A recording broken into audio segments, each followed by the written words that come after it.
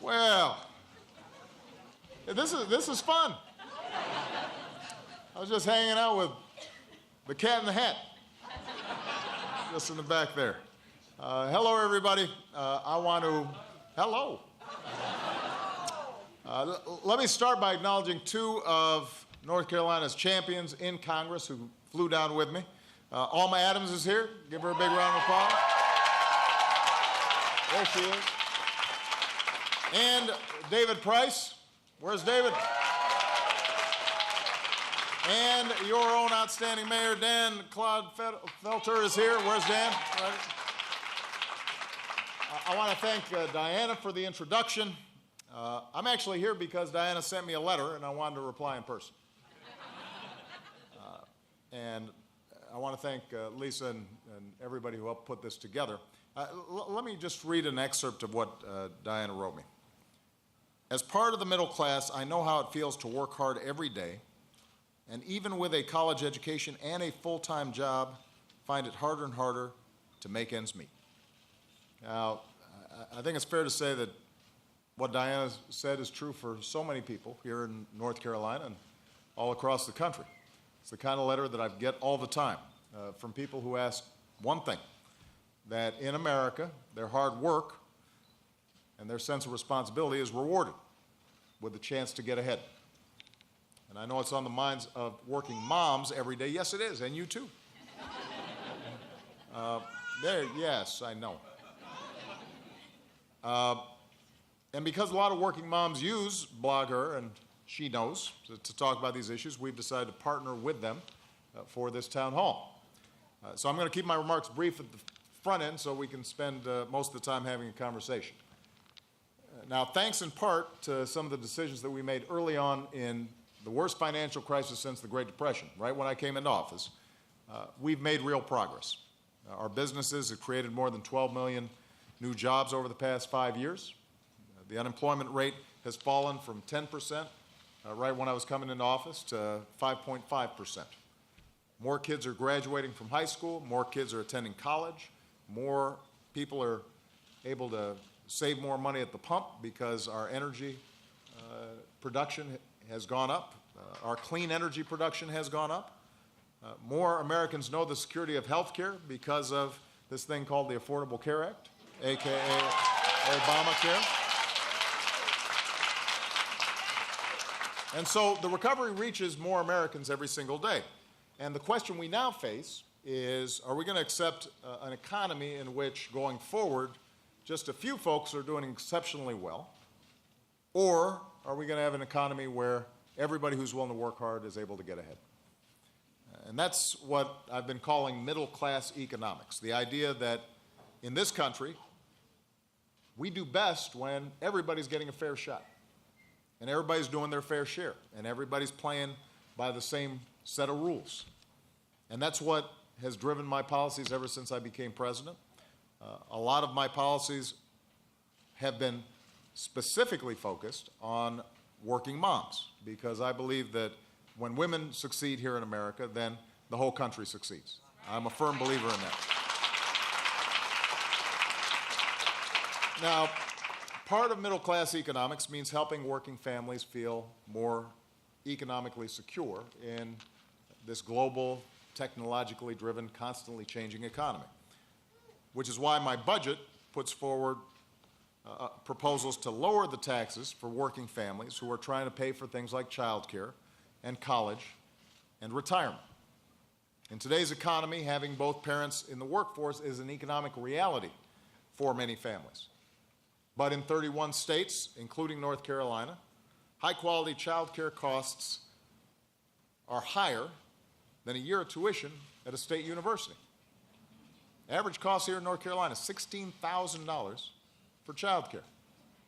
And that's why my plan would make it much more affordable for every working and middle-class family with young children. In today's economy, higher education has never been more important or more expensive. And that's why I want to bring down the cost of community college for responsible students all the way down to zero, so that they know that if they are doing well in high school, they can get that higher education they need for a job. In today's economy, women still hold most of the low-paying jobs, jobs that often demand the hardest work.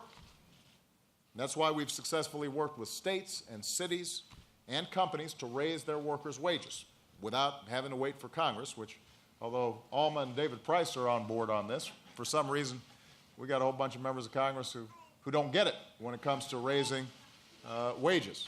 And I know there are workers here in Charlotte and across the country that are organizing for higher wages. It's time that we stood alongside them and made it happen. America deserves a raise.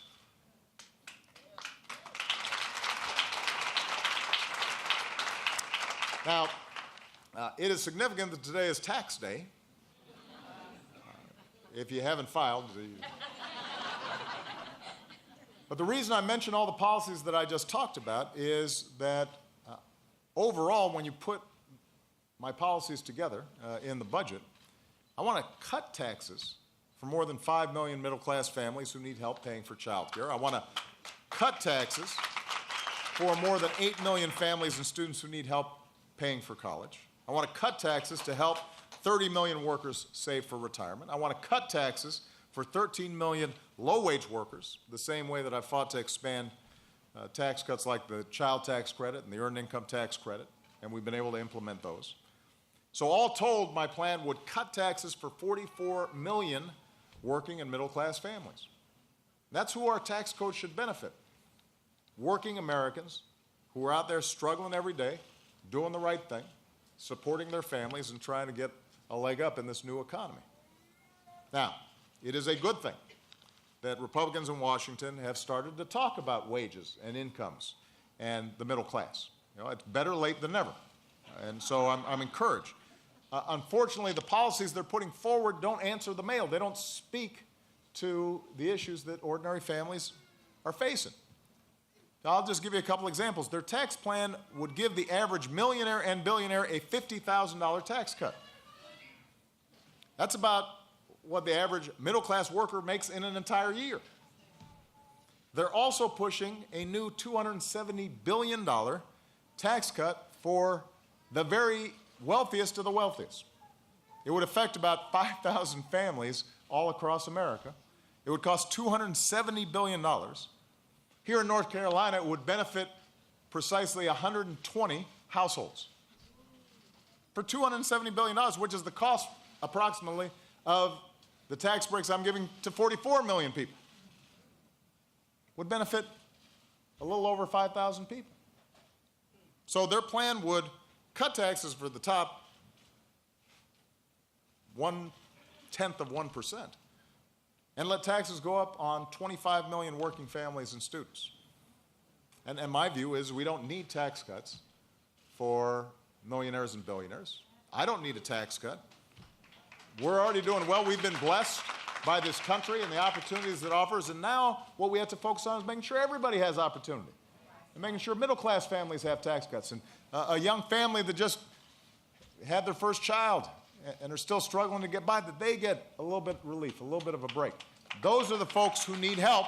That's what middle-class economics is all about, and that's what I'm going to be fighting for. But I'm going to stop talking, because I promised I would be short. And you know, one of the things that I'm going to want to do is not just do the talking, but I also want to do some listening. And what I'm really interested in is hearing from all of you about, you know, what are you facing in your lives? How do you think government policy would be helpful? What do you think folks in Congress, the president, mayors, governors, what do you think would actually make a difference in the lives of middle-class families? And because we've got some powerful, hard-working women around here, I also want to specifically hear from the women in terms of what you think would make a difference as well. All right? So with that, I'm going to take my seat right here. Thank you, Mr. President. I think this is on. I'm going to be selfish and kick off with the first question, but then we are going to hand over a few questions to you all. And when the time comes for you, just raise your hand, and a mic wrangler will magically appear and hold it for you. I'd like to cover off on something that happened yesterday, Equal Pay Day in the United States. You know, the Paycheck Fairness Act has failed, I believe now, 4 times in Congress. I know you've been a proponent of it. I heard from a user of sheknows.com yesterday, Lilionate. She works 1.5 jobs to be the single supporter of her son. She's making just enough that she cannot afford to get sick, but she also cannot achieve certain benefits. She's trying to save for college, and more than anything, she is very disappointed to learn she is making less than men 10 years younger than she is on the job. Women make 78 cents on the dollar unless they're women of color, at which they make significantly less. Why is the Paycheck Fairness Act failing? And does someone dispute the existence of the pay difference? The reason we haven't gotten it done is because Republicans in Congress have blocked it. And some of them do dispute that it's a problem. I mean, many say, it's a woman's choice that is resulting in women getting paid less than men. Lifestyle decisions, and they'd rather stay at home or they'd rather work part-time or what have you. Now, understand that the whole point of equal pay is people doing the same job and getting paid less. That's the problem. The Paycheck Fairness Act would say not that women should get paid more or the same if they're doing less work. It's saying they should get paid the same for doing the same work. Now, this should be a no-brainer. There's some things that are conceptually complicated. There are other things that are pretty simple. If you got two people doing the same job, they should get paid the same. And this is personal for me because I think a lot of people are aware. Now, I was raised by a single mom who worked, went to school, got her advanced degree, and helped to raise me and my sister. And we also got help from my grandparents, and actually the main breadwinner in our entire family was my grandmother. And she's a great story. Grew up in Kansas. My grandfather went to fight in World War II in Europe. When he came back, he got benefits of the GI Bill, but she was Rosie the Riveter. She was working back home on an assembly line, and she didn't get, unfortunately, benefits the way we set up the post 9/11 GI Bill, where spouses and family members can get help as well. So she never got a college education, but she was smarter than my grandfather. I apologize, Gramps, but I think everybody who knew her understood that. She got a job as a secretary, worked her way up, became the vice president of a bank, but then hit the glass ceiling, and for the next 20 years kept on training younger men who came up and would end up going ahead of her, including the presidents of the banks. And that was pretty typical at that time. The question is, why is it still typical now? I've got two daughters. I expect them to be treated the same as somebody else's sons when it comes to their opportunities on the job. So what we did when I came into office, we passed something called the Lilly Ledbetter Act, named after a good friend of mine, Lilly Ledbetter, who had worked for years and found out long into her work that she had been getting paid all these years less than men, substantially. She brought suit. They said, well, it's too late to file suit because you should have filed suit right when it started happening. She said, I just found out. They said, it doesn't matter. So we changed that law to allow somebody like Lilly, when they find out, to finally be able to go ahead and file suit. What we also did then is I signed what's called an executive order that said if you want to be a federal contractor with us, then you've got to allow your employees to share compensation data, because a lot of companies discourage or even penalize employees for telling each other what they're getting paid, in part because they don't want everybody finding out that maybe the men are getting paid more than the women for doing the same job. So we said, you want to work for the federal government, you can't do that. But we still need to get this Paycheck Fairness Act passed, and it really is just a matter of convincing a number of Republicans to recognize that they've got daughters too, they've got spouses, and at a time when the majority of families have both spouses working, or if you've got a single parent, that's most likely to be a single mom working. This is an economic issue. It's a family issue. It's not just a women's issue. Families are going to be better off. Let me tell you. Now, Michelle would point out first ladies get paid nothing. So there's clearly not equal pay in the White House when it comes to her and me. But before we were in the White House, I wanted to make sure Michelle got paid as much as she could. I want a big paycheck for Michelle. That wasn't a women's issue. If she had a bigger paycheck, that made us able to pay the bills. Why would I want my spouse or my daughter discriminated against? That doesn't make any sense. So this should be a no-brainer, and hopefully we're just going to keep on pushing until the light bulb goes off above the heads of some of these Republican friends of mine. Well, I'd like to see some hands from people in the audience who are interested in asking a question. Go ahead. Yes, ma'am. Please stand up. Yeah.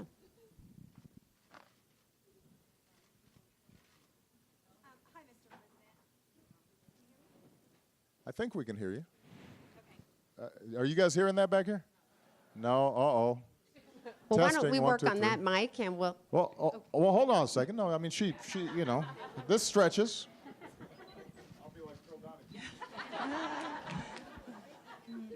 Hi, Mr. President. I'm Erin Odom from Mooresville, North Carolina, and thehumbledhomemaker.com. It's an honor to meet you. My question is, first of all, I believe that the key to economic growth and the key to ending the cycle of poverty is education, which I think you would agree. My question is, what can the government do on a federal level to increase the wages of our teachers, which is traditionally and stereotypically a female profession? Now, I'll tell you, my husband is a public school teacher. I'm a blogger.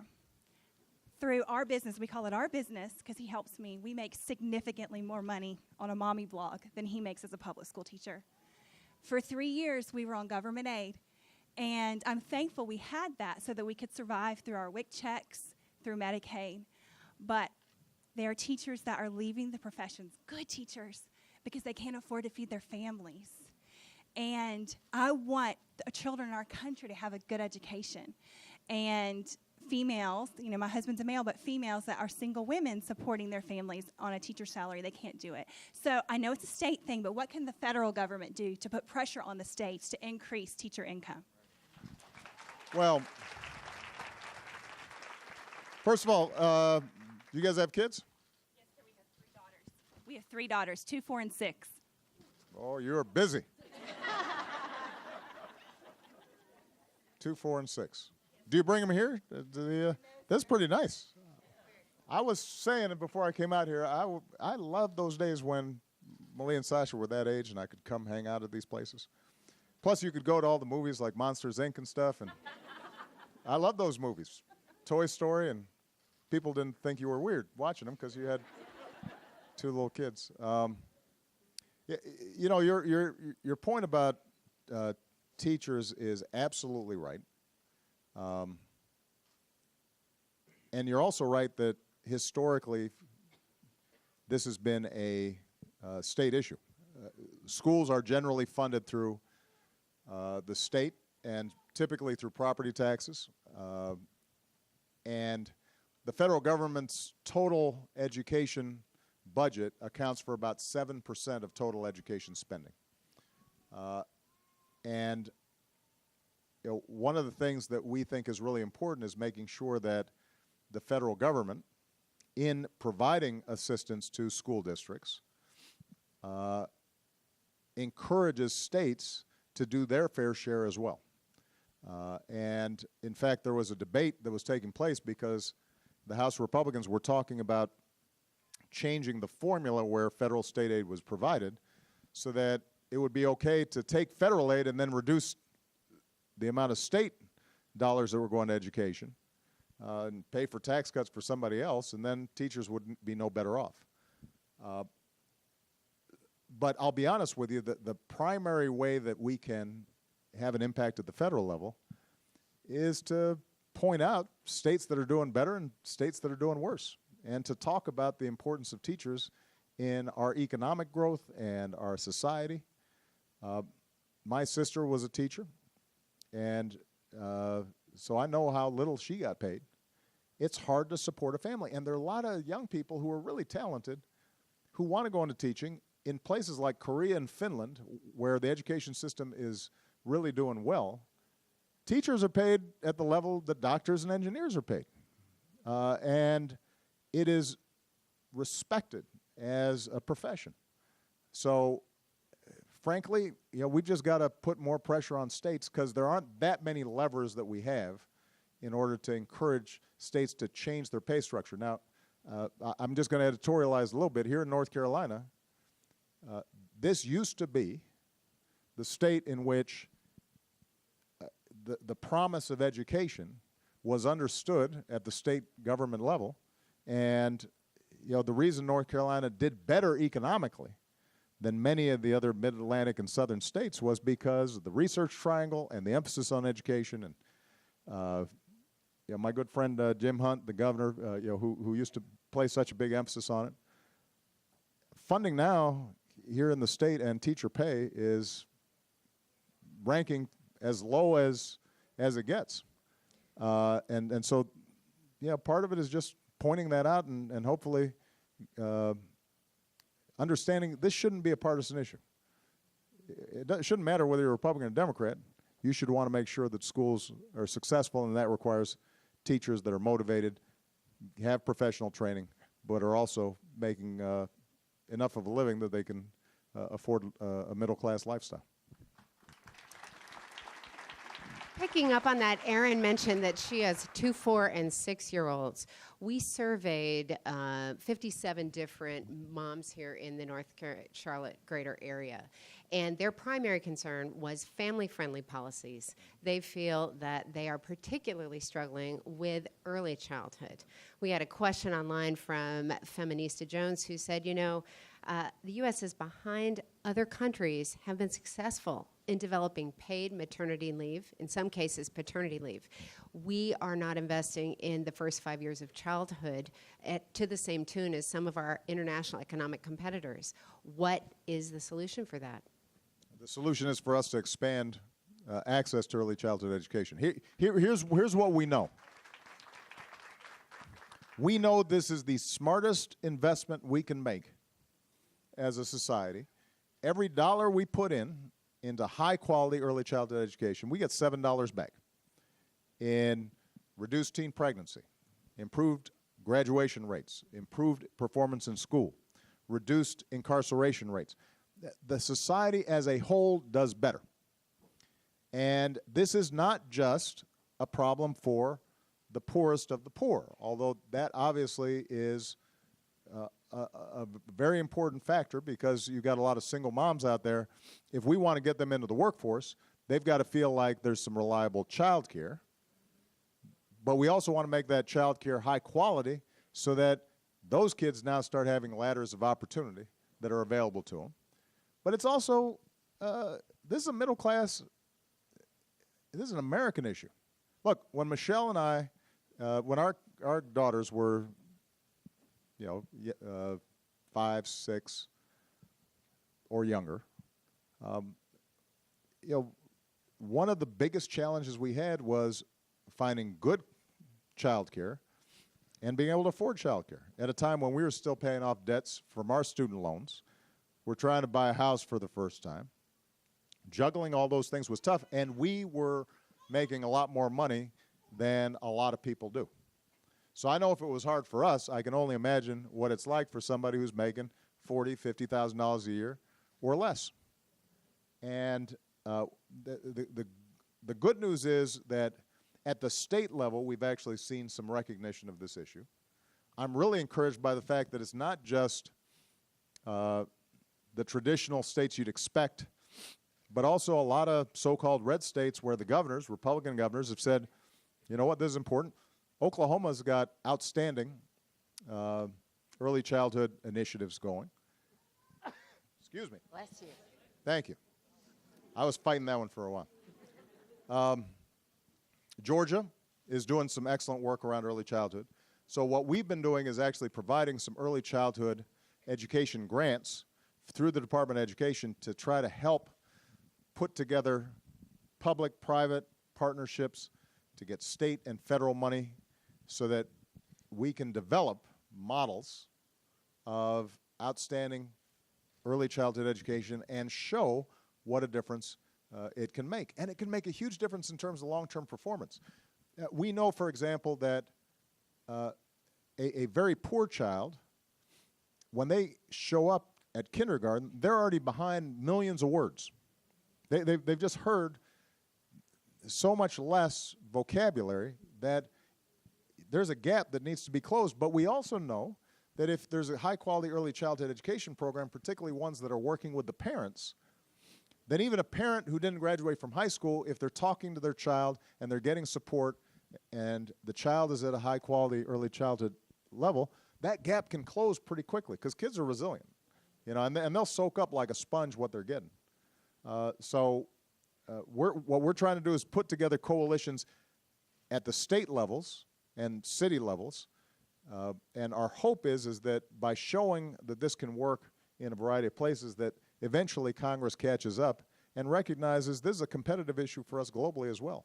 You know, in France, the early childhood programs are so good that everybody, the wealthiest as well as the poorest, all send their kids to these early childhood education programs, and the teachers there aren't just babysitters, they are professionally trained in early childhood development, and it really pays off. It's a great way for us to make sure every child gets opportunity in this country and to relieve some pressure from parents who have to work.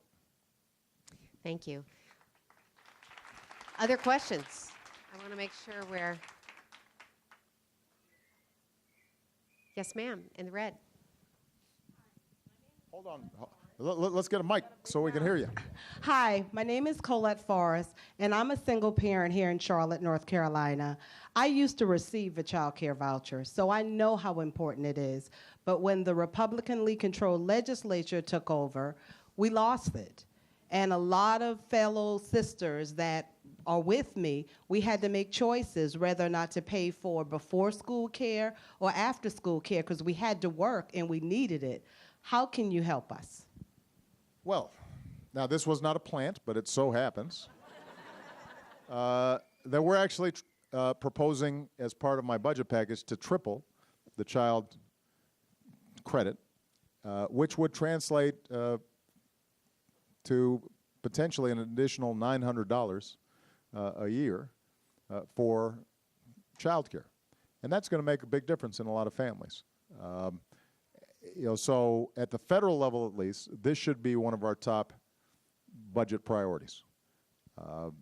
And you know, it is in everybody's interest to make sure that our kids, and I say our because the one thing I really believe is that even if you're single, even if your kids are grown, even if your kids are like mine on their way to college soon and think I'm boring and don't want to hang out with me as much as they used to, that your kid is important to me too.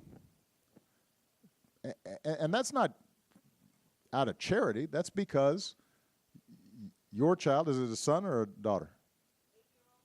An 8-year-old son. You know, your son, if he's doing well, that means he's paying taxes. That means he's contributing to society. He's staying out of trouble. That's a good investment for me. So we want to make sure that those families who are working hard, doing the right thing, that they get some tax relief. And we can afford this. The one thing I want to emphasize, because sometimes when we talk about things like early childhood, people say, well, that'd be nice, but we can't afford it. Well, the truth is if we closed a few corporate tax loopholes that are not contributing to the economy right now, then we could afford it without increasing the deficit. And I want to make this point, even though it's a little off topic, but it oftentimes is the backdrop against which these debates take place. You know, if you listen to some of my my political critics, they always want to paint me or the Democratic Party as this tax and spend and, irresponsible. And let me say this. Since I came into office, the federal deficit's come down by 2/3. It hasn't gone up. It's come down by 2/3. So, when Bill Clinton was president, budget got balanced, and we had low deficits. Then somebody else came in, and deficits started going up. And then I came in, and I inherited this huge recession that drove up the deficits. And then we started whittling them down, even as we were expanding the earned income tax credit, even as we were expanding Pell Grants. Because part of what we did was we said, well, let's make sure the tax code is fair. Let's make sure that we're eliminating programs that don't work to help middle-class families. There are ways to afford in our budget what needs to be done to help middle-class families without blowing up the deficit, but it does require us making up some choices, which is why when I hear a proposal from the House Republicans to reduce what we call the trust fund loophole so that the top 0.1% are getting a tax break. Literally fewer than 6,000 families benefit from this. Because right now, the way it works is you don't even pay this tax until you already have $5.5 million or $11 million for a couple. And we're going to give those folks a tax break for $270 billion. And all that money we could be spending, we could provide tax credits for child care or for kids wanting to go to college. You got to have some priorities here. It turns out that as president, you end up knowing a lot of people, including a lot of rich people. Some of them are big supporters of mine, good friends of mine. Warren Buffett's a great friend of mine. Warren Buffett doesn't need a tax break. He really doesn't. He has too much money to spend. He can't spend it all. Even with all the money he's given away, he still can't spend it all. So why would we be giving him a tax break when there are a whole bunch of families who need help? And this is something that we really have to focus on. And as I said, it shouldn't even be a partisan issue. It's just a matter of common sense and fairness.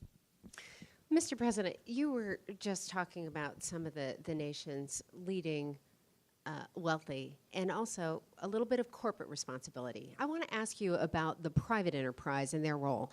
I am visiting beautiful North Carolina today from Silicon Valley, where for the past year, unfortunately, it seems the Valley has become a poster child for the challenges women are having penetrating the leadership of some of our best technology companies. Women are lacking in venture capital firms. We're not running as many companies. We're not in the leadership pipeline. We're not in the engineering product groups in the same number. In fact, we are not getting as many STEM-related majors as we used to. So when I think about some of the responsibilities you're saying the government has, I would ask you, what is the economic risk, either in Silicon Valley or here in the entire American economy competitively, to having fewer women empowered in both leadership positions at home and in corporate America? What are we giving up in the economy? Product benefits? Insight? Well, let me use a sports analogy since I'm in North Carolina. There's some pretty good basketball here in North Carolina. And perhaps, sir, I'm off base. No, oh. Did everybody catch that off base? You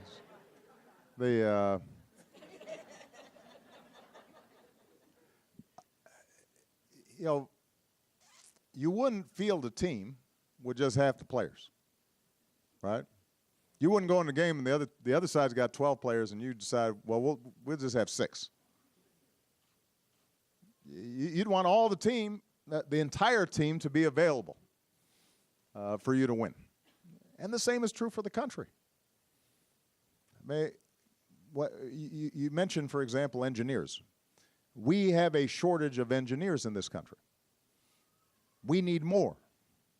But the fact of the matter is that because of how we structure STEM education, that's science, technology, engineering, and math, the way we structure it, oftentimes girls get discouraged early from going into those fields. And we know actually from experiments and data and what happens in the classroom that some of it's just making little changes in terms of how things are taught so that girls feel more empowered and more engaged in those fields. They've got just as much talent as the boys do. And that, unfortunately, is still true in a lot of our economy. There are certain things that we don't encourage our daughters to do. They start making choices because they don't see representation of themselves in certain fields. Really interesting story. My chief technology officer, Megan Smith, who came over from Google, she told me that when CSI came on, now I got to admit I don't watch that very often. I mean, I just don't watch, no offense to CSI, I just don't see it. It seems like a really popular show. But apparently, there was a woman or women who were involved in forensics in the show. A lot of the show is about, finding hair fiber or something, and then you solve a big crime. And once this show came on, the number of young women going into the field skyrocketed. Because all it took was girls saying, oh, I didn't know I could be that. I didn't know I could do that. So we as a society have to do better. Public sector, private sector, we're putting a lot of emphasis on STEM education specifically for girls. The same is true, by the way, for underrepresented minority groups. African Americans, Latinos are underrepresented in these fields, and we've got to, now that requires us collectively, parents, community, churches, others encouraging people into these fields, because these are the fields where we're going to be growing. But some of it also has to do with companies have to want to make it happen. They've got to be intentional about it. They've got to pay attention to it. And those companies that pay attention to it end up succeeding in recruiting more women, promoting more women, and those companies end up being more successful. I'm trying to set an example in the White House right now. The highest level of advisor I have on the White House staff is called an assistant to the president. We actually have more women than men right now, I think 13 to 11. But that wasn't always the case, because when I first came in, we had to say, we got to do better. And how do we make sure that we're promoting talent?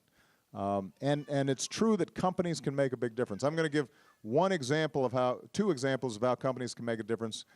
Slightly different issue, but it shows the power companies have. When we started this minimum wage campaign, one of the places I went to was Costco, because not only did they pay their workers minimum wage, they paid them a living wage, and they provided them health care benefits. And they were a hugely profitable company. And we wanted to show that could be done. And then suddenly you had other companies like Gap announce that they were going to raise wages on their employees. And then most recently, Walmart came in. And once Walmart's paying people more, then you know that something's happening, right? So you can change attitudes and culture through a corporate example. On one of the issues that's important to a lot of families is the issue of paid leave. There are 40+ million Americans who are working and don't have sick leave. They don't have sick leave. They get sick. There's nothing they can do. Either they go to work sick or they lose their job potentially, or at least they lose a paycheck. And family leave is still unpaid, so a lot of women can't take advantage of it if their child is sick at home. Well, recently Microsoft just announced that not only does it make sure that it has strong sick leave and paid leave, but it's actually only going to do business with contractors that do the same thing. So a big company A big company like Microsoft then can start influencing some of their subcontractors and suppliers down the chain.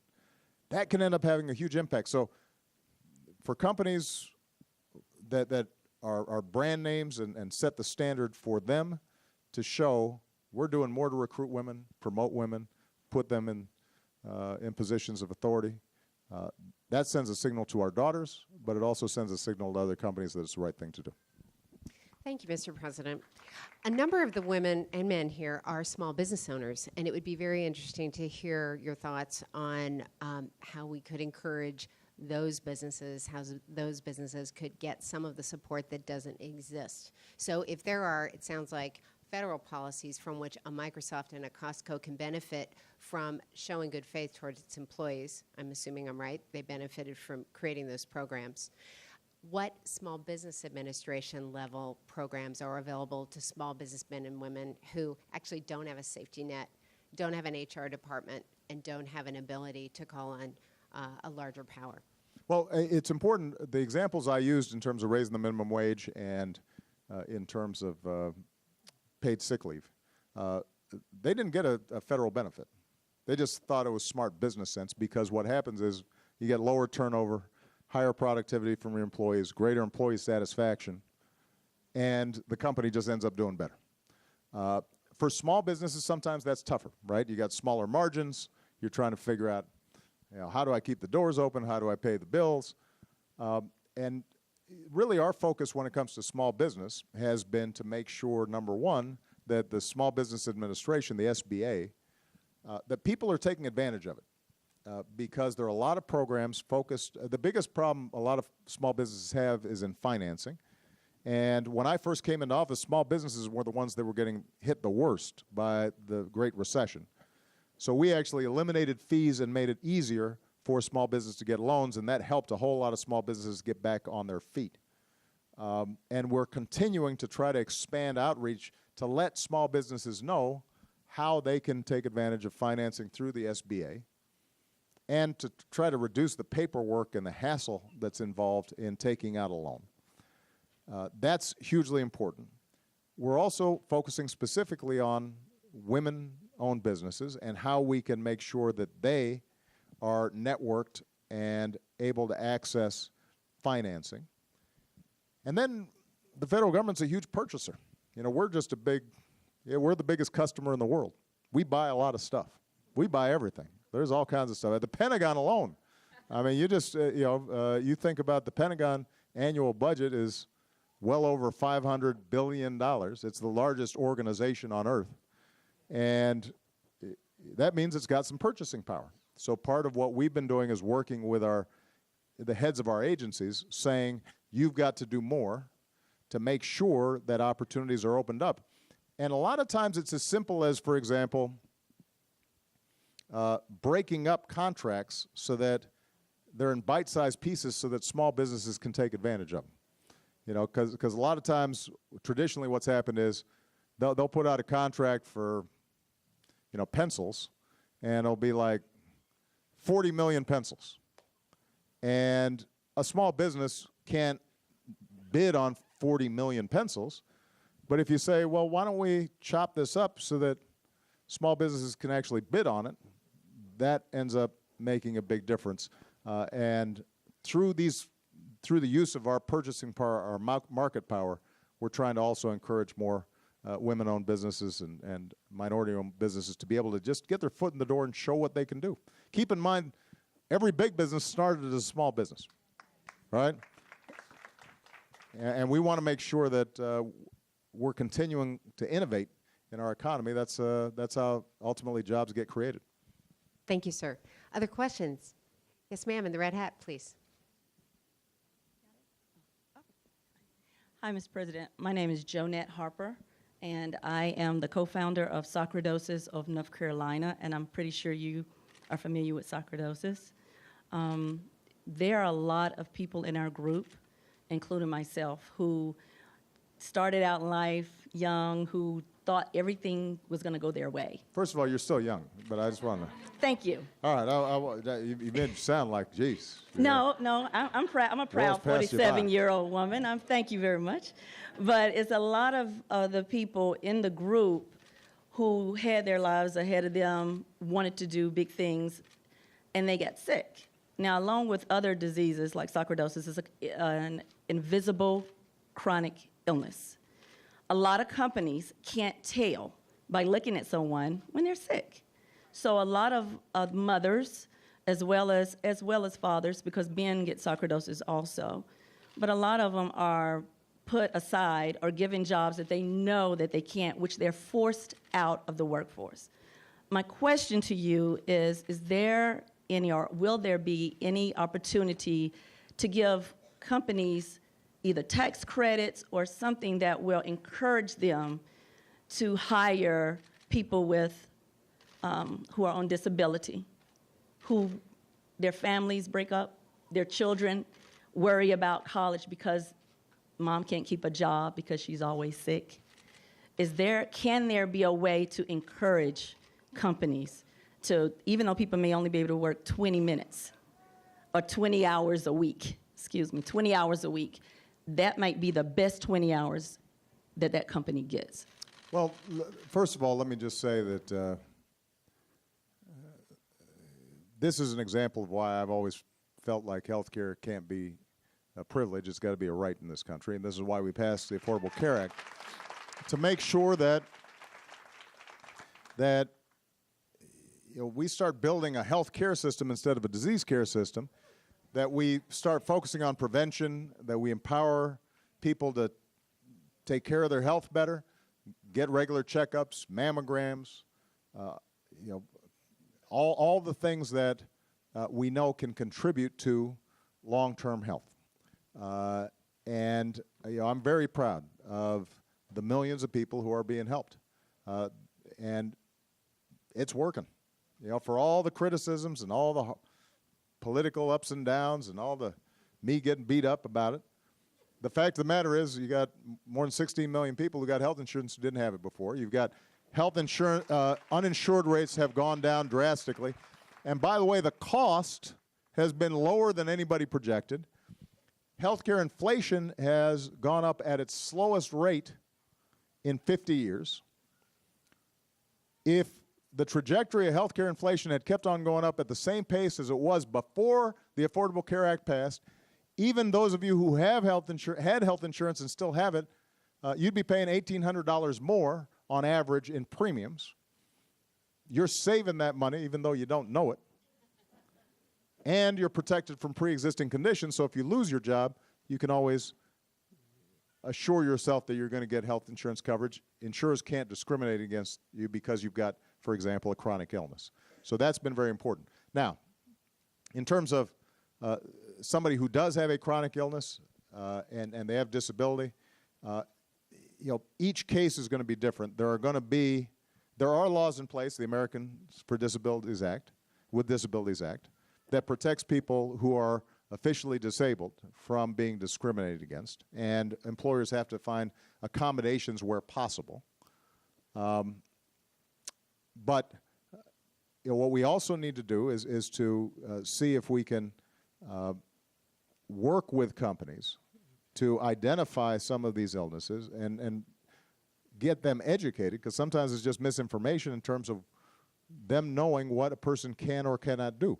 And one of the trends that we want to encourage in companies is, because of the power of the internet, people having a little more flex time can make a huge difference. And that's particularly important for women, by the way, because no matter how enlightened your husband may pretend he is, women still oftentimes bear a disproportionate burden when it comes to child care. And the more we're able to structure a flexibility at the workplace, the better off women are going to be, the better off children are going to be, and ultimately the better off everybody's going to be. That company is going to do better.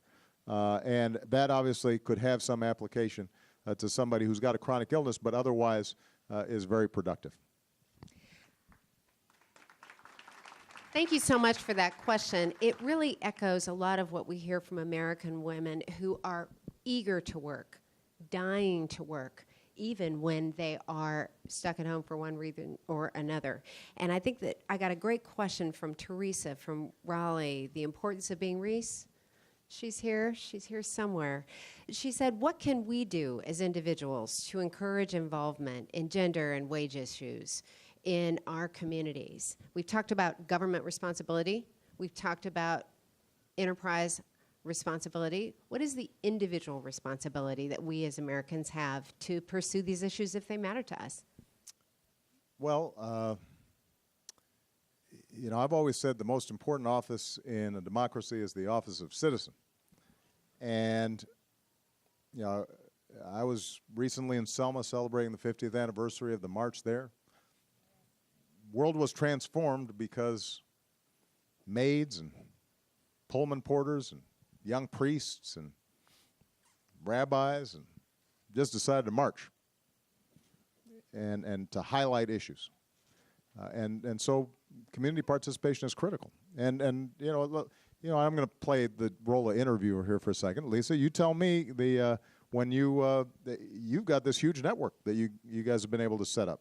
And that's part of the power of the internet, is being able to make sure that people don't feel alone on these issues. They suddenly say, oh, what I'm reading here, that's what I'm going through. And now the key is, once you connect like that with millions of people, how does that then translate into action in specific cities or specific communities? And, I don't know the degree to which people have the opportunity through your site, not only to share stories, but also to potentially act on them. Well, thank you. When we started this company in 2005, we were trying to answer the question, where are the women who blog and use social media? And the question was easily answered. There were already millions of women doing it. So we pulled together a conference and had an opportunity for women to get together regularly online. Then Facebook was born. Twitter happened. People started connecting their blogs to community members who were interested in their voices across the board. She Knows Media today, we reach 82 million women every month across our sites and 165 million across social media. And that has everything to do with the power of the 20,000 experts in our community. Women are inspiring women every day. And it's very interesting to see the use of the hashtag and the use of social media to literally lean into what they care about. Right. And we may lean in so hard that we fall over, but it doesn't mean that we aren't in there every day. So, for example, the hashtag Obama Town Hall that we're working with today, we've had questions come in nationally and internationally for you and for each other about priorities. So it's interesting. For a long time, people wanted to make us a mommy blogger network, when in fact, parenting is just one of the many things I see American women caring enormously about. Absolutely. Thank you for asking. Good. We got a young person here. This young lady right here. Yeah. Oh, see, you can't do that now. What, you trying to drop an assist over here? These are the ladies. All right. Now, what's the team? We're from Johnson & Wales University ladies basketball team. Okay. So this must be your point guard here. One of them. Yeah, because she took the ball and. All right, go ahead. So being that we'll be graduating from a private college, it's a fact that we will have a lot of student loans. And my question to you is there something that will be done to alleviate the bind that's going to be pushed on our backs after we graduate, or that can help students that are economically inclined, less economically inclined? Right. What year are you in school? I'm a junior. Okay. So how many juniors we have? How many seniors? So Freshmen, junior, seniors? Junior, senior, junior. Well, 3 juniors and then everyone else is freshmen. Okay. You got a young team. That's good. It's our first year. First year. Fantastic. This is something that, along with child care, college, and retirement, those are probably the 3 things that people feel so much pressure on, and sometimes they feel pressure at the same time. We had so many student loans, Michelle and I, when we got married, that paying back student loans was more than our mortgage at a time when we were already starting to try to save for Malia and Sasha's education. So families feel like, I don't know, even if I'm saving a little bit, what pot do I put it in? And this is part of the reason why we expanded Pell Grants so that we tried to get more grants, fewer loans. The way we did that, by the way, was when I came into office, banks were the pass-through for all student loan programs, and they were taking out, a couple $1 billion every year. The thing was, the loans were federally guaranteed, so the banks really weren't taking any risk. And we said, well, why don't we just cut out the middleman, give the loans directly to the students, and then we can expand it for millions of students, which is exactly what we did. And we actually raised the level of Pell Grants. Second thing we did was capped the interest rate for students on student loans. The third thing we did, which I want a lot of people here to hear about because not as many people take advantage of it, we set up a program called income-based repayment that says if you are graduating, you can make an arrangement whereby you never pay more than a certain percentage of your income, let's say 10% of your income, which is especially important if you decide, for example, to go into teaching. And you love teaching, but you got all these loans. It makes sure that you can stretch out your loan payments longer, and that is helpful. But in the end, the most important thing we got to do is actually just reduce the cost of higher education generally. And that's why this proposal that we've put forward for making the first 2 years of community college free is so important. It is one way that we can reduce costs because for a lot of young people, the community college may be their best option, either because they just need technical training to go then get a job, in which case after 2 years, they go work with an associate's degree and they have very little debt. Or even if they're going to a 4-year university, you can go for 2 years first and then transfer to get your 4-year degree, and you've just cut the amount of tuition and potential debt you've got in half. Now, this is something that we've put forward. We're going to be continuing to push in Congress. There are other things we're doing, trying to pull together university presidents, community college presidents, and others to try to find other ways to reduce the overall cost of higher education. So, for example, using more online learning. That can make a difference. Making sure that young people, when they come in, are counseled so that they graduate on time. Because a lot of times, debt increases because kids, they're supposed to graduate in 4 years, it takes them 6. Because they started off the first 2 years taking classes that had no application to the things they were interested in, but nobody had told them. Helping to educate young people on how student loans work and interest rates. Know before you owe, because I will tell you, and I'll fess up, when I first got into college and I basically got through grants and loans, and school was much less expensive for me, so I didn't have much debt undergraduate. But by the time I got to law school, once you were admitted, people just kind of said, well, don't worry about it. And so you're kind of running around thinking, oh, I'm fine. And then right before you get out, suddenly they say, oh. So what we've said to schools is, no. Advise the young person before they enroll so that they can start planning ahead of time. And in some cases, maybe they don't spend quite as much money, as they need to. Making textbooks cheaper. There are a whole bunch of things that we should be doing that reduces the cost of higher education, and we're working with colleges and universities to try to make that happen. Thank you. Okay, Lisa, this is our last question. One last question. Shall we take one here in the front?